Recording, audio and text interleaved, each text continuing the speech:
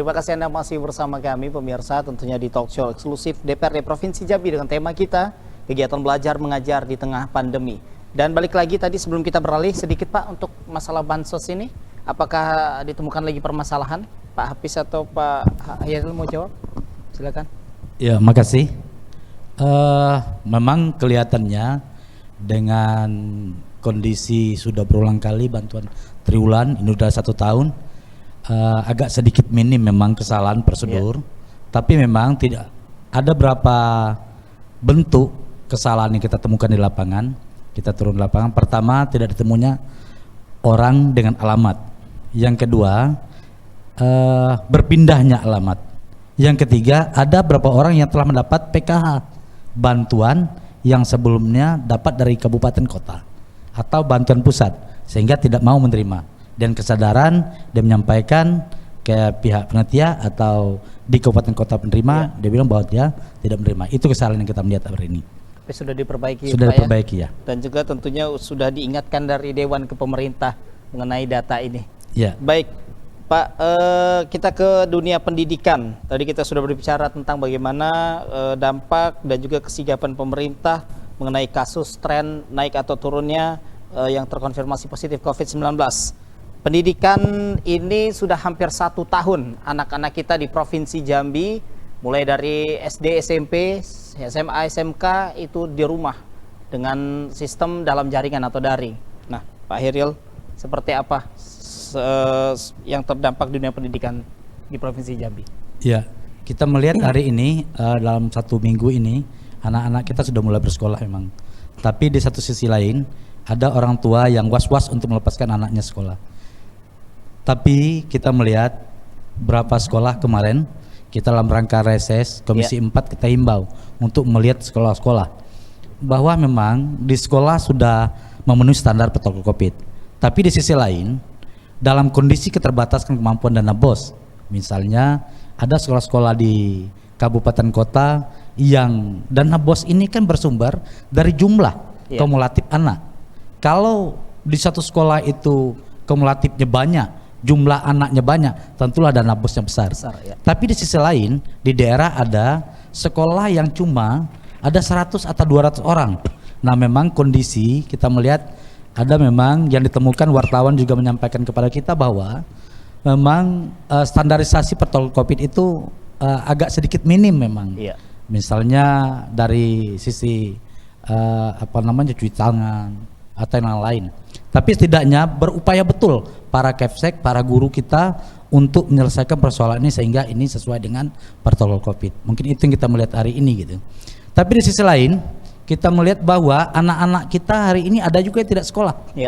Orang tua pesimis melihat kondisi itu, dia tidak mau sekolah. Tapi ini tidak dilarang oleh peraturan SKB 4 Menteri dan peraturan Gubernur, tidak melarang. Tapi anak-anak kita daring. Itu silakan kepada orang tua masing-masing. Kita melihat seperti itu. Seperti kita melihat ada dalam rangka hari ini kita melihat yang kita takut betul bahwa anak-anak kita yang SMA TT misalnya, dia berasrama, tapi kita pantau pada saat masuk ke dalam asrama betul-betul ketat. Orang tua tidak boleh masuk mengantar anaknya.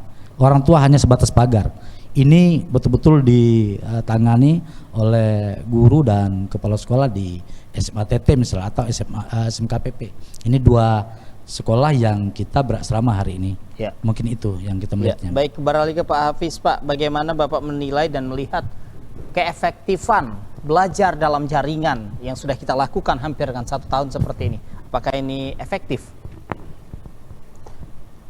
Pengamatan saya bahwa belajar online ini tidak memenuhi standar KBM sebenarnya, karena kita tahu anak-anak kita di rumah tingkat keseriusan juga belajar karena tidak ada merasa berhadapan langsung dengan pendidik. Pastilah secara emosional agak selalu nyantai. Nah, tetapi solusi terbaik memang itu di masa pandemik, karena kalau bertatap muka dalam kondisi tren naik atau mewabah ini sangat luar biasa, kita juga khawatir karena kesehatan juga lebih penting daripada pendidikan. Nah, tetapi kami minta juga kepada Dinas Pendidikan bagaimana walaupun daring, target-target capaian daripada anak walaupun tidak 100% juga harus mencapai di 80%. Ini yang kita minta pengaturannya dan pengelolaannya bagi sekolah-sekolah yang melakukan daring. Nah, termasuk kita bantuan-bantuan masalah kuota internet yang juga disiapkan pemerintah. Nah, ini dorongan dan upaya pemerintah agar KBM atau tatap muka ini tidak terputus gitu walaupun secara online. Nah, tetapi bagi sekolahan yang tempat atau titik koordinatnya tidak ada jaringan internet, nah ini yang harus kita hadapi bersama bagaimana mereka bersekolah dengan sistem SIP tadi saya sampaikan. Jadi seharusnya misal 20-25 orang per lokal mungkin cukup 12 orang. Hari ini SIP A, besok SIP B. Itu bagi daerah-daerah yang sulit jaringan. Jangan mereka ya sudahlah internet tidak ada, perkembangan kurikulum juga tidak tercapai, bahkan ya tunak di rumah kalau bahasa Jambi itu kan itu Pak. Jadi ini yang kita carikan solusinya. Nah, ke depan saya dalam situasi seperti ini mudah-mudahan ini segera berakhir, minta lembaga pendidikan kita atau lembaga independen mengadakan survei kepada anak-anak didik kita tingkat ketercapaian secara umum khususnya di Provinsi Jambi ini. Bahkan kita akan membuatkan satu dorongan program tingkat kecerdasan lah, itu kualitas sumber daya manusia yaitu kualitas sumber daya manusia, tapi betul-betul melakukan penelitian. Saya yakin ini pasti secara nasional menurun. Ya, tingkat kepengetahuan. Seharusnya anak di umur ini sudah mengetahui ini dengan sempurna.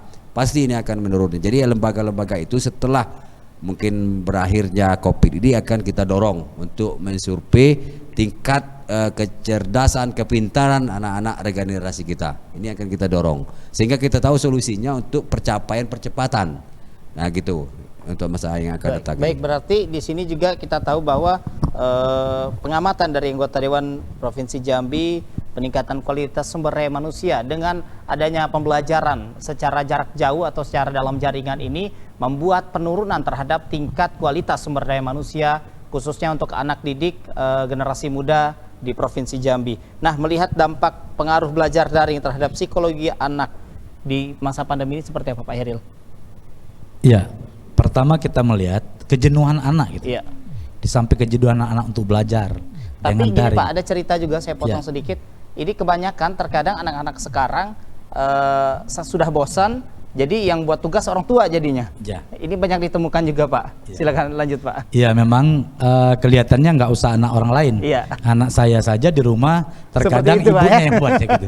Tapi setidaknya ini kita mengurangi lah. Ya. Minimal pada saat ini tidak ada jalan lain yang dilakukan pemerintah pada saat ini dengan kebiasaan tatap muka antara anak dengan interaksi antara anak murid dan guru pada saat ini tidak kita lakukan. Tapi setidaknya menurut saya apa yang dilakukan pemerintah hari ini dan melakukan tatap muka sesegera mungkin, tentu ini langkah yang terbaik. Tapi di samping lain, di samping itu tentulah sebagai orang tua juga harus melakukan langkah-langkah preventif juga terhadap anak. Jangan melalaikan artinya protokol COVID ini. Terkadang saya melihat di daerah, datang ke suatu daerah, anak-anak pada tidak pakai masker itu. Ini kan rawan betul itu. Tidak pakai masker. Di sekolah kita temukan. Apalagi anak-anak SD kita melihatnya hari ini. Anak SD yang tidak tahu 1, 2, 3 tidak begitu tahu tentang COVID misalnya. Dia tidak pakai masker dan terus tidak bawa hand sanitizer misalnya. Nah, ini rawan betul. Ini harapan kita, pemerintah bersama DPR menyuarakan setiap saat untuk melakukan itu dalam rangka menyelesaikan persoalan COVID ini. Iya. Dan saat ini sudah 1 minggu seperti yang Pak Heril katakan tadi, sudah 1 minggu berjalan tatap muka SMA SMK sederajat di Provinsi Jambi dan juga untuk SD SMP mulai dari kelas 1 kelas 3 sudah mulai masuk 1 minggu ini. Nah, dari sini apakah pemberlakuan tatap muka ini sudah tepat dilakukan dimulai Maret ini? Saya melihatnya tidak ada pilihan. Tepat pada saat kita melakukan itu. Karena saya melihat bagi orang tua yang memang notabene dia ada sebuah ketakutan tentang melepaskan anaknya untuk sekolah, tapi diperbolehkan dalam aturan pemerintah. Pada hari ini itu rawan juga, karena anak masih keliaran di jalanan.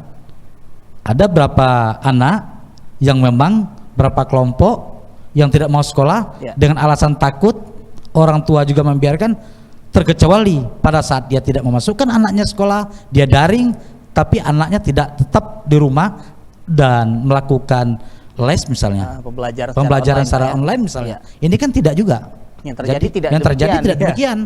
Tetap anak-anak main. Ya, jadi oleh karena itu saya melihat mari kita sama-sama menjaga sebagai orang tua, menjaga bagaimana anak kita melakukan protokol COVID. Di sekolah juga dilakukan, dinas kesehatan juga melakukan, DPR juga menghimbau, pemerintah juga menyiapkan segala atribut-atribut untuk dilakukan di sekolah-sekolah. Seperti itu saya melihatnya. Ya, baik. Berarti untuk saat ini waktunya sudah dikatakan tepat, ya, karena sudah tidak ada pilihan lagi, Pak Airel. Iya. Kita melihat tidak ada pilihan lagi. Kita sudah 1 tahun. Apa yang dikatakan Pak Kamaludin Hafiz tadi, bahwa memang 1 tahun ini kita sudah mundur betul. Bahwa kalau kita isi angket atau kita melakukan penilaian studi tentang bagaimana SDM anak di era pandemi, andaikan katanya kita anggap ini angkatan COVID, nanti apakah anak-anak kita ini berprestasi atau tidak, nanti sama sakit kita melihat setelah nanti berakhirnya masa COVID, kita melihat seperti itu nanti. Nah, ini kan ada masalah nih Pak, yang Bapak katakan tadi bahwa di sini diperbolehkan bahwa apabila orang tua menginginkan anaknya tetap dalam sekolah dalam jaringan atau online. Nah, ini menyikapi hal yang seperti ini seperti apa Pak? Dari anggota Dewan, apakah ada masukan nantinya untuk pemerintah? Karena ini tidak mungkin yang Bapak katakan tadi, tidak mungkin ini bisa dibiarkan lama-lama selalu secara online. Karena kan ada orang tua yang terkadang tidak tahu bahwa anaknya tidak belajar, masih berkeliaran seperti yang Bapak katakan tadi. Nah, bagaimana cara orang tua tadi, kita melihat bagaimana mungkin barangkali dari Dewan ke pemerintah nanti menyikapi orang tua yang seperti ini, yang tidak menginginkan anaknya sekolah tatap muka. Iya, mungkin ini semacam himbauan nanti. Iya, himbauan dari DPR khususnya dan bersama Dinas Pendidikan mengimbau kepada para orang tua.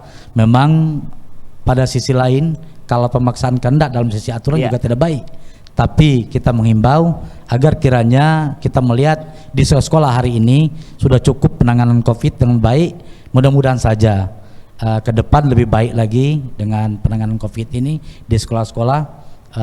Dinas Kesehatan kita himbau juga melalui forum ini, Dinas Kesehatan Provinsi, untuk sesegera mungkin untuk ke lapangan, ke dinas-dinas, ke sekolah-sekolah untuk meninjau langsung gugus COVID itu, apakah keberadaan protokol COVID itu sudah dipenuhi di setiap sekolah. Ini harapan kita, sehingga nanti ada timbul kepercayaan dari orang tua siswa untuk menyekolahkan anak, untuk mendatangkan anaknya kembali untuk tatap muka. Itu harapan kita ke depan. Karena mungkin juga berita yang saya baca juga tadi malam bahwa ada prosedur yang dilakukan oleh sekolah apabila sekolah ingin membuka belajar tatap muka, Pak, ya, dari Dinas Pendidikan bakal ada verifikasi dari tim COVID Dinas Pendidikan apakah sudah layak sekolah tersebut membuka tatap muka atau tidak. Jadi untuk para orang tua silahkan untuk memasukkan kembali anaknya di sekolah dengan proses belajar mengajar tatap muka, karena juga ada verifikasi dari tim gugus tugas untuk sekolah yang sudah memenuhi standar protokol kesehatan. Dan kita akan bahas lebih panjang lagi kepada kedua narasumber kita pada malam hari ini, tapi setelah jeda pariwara berikut ini kami segera kembali.